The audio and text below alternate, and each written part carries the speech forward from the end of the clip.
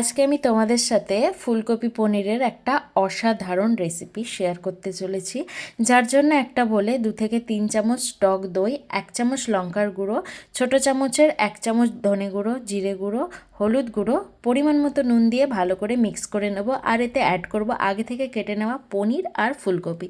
এগুলোকে খুব ভালো করে মিক্স করে ম্যারিনেট করে নেব।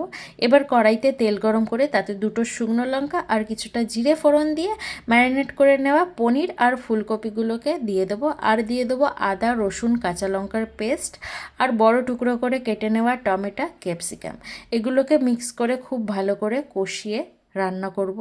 15 থেকে 20 মিনিট অল্প আছে রান্না করে নিলে এরকম না একটা তেল ছেড়ে আসবে আর এরকম একটা গ্রেভি গ্রেভি ভাব হয়ে যাবে।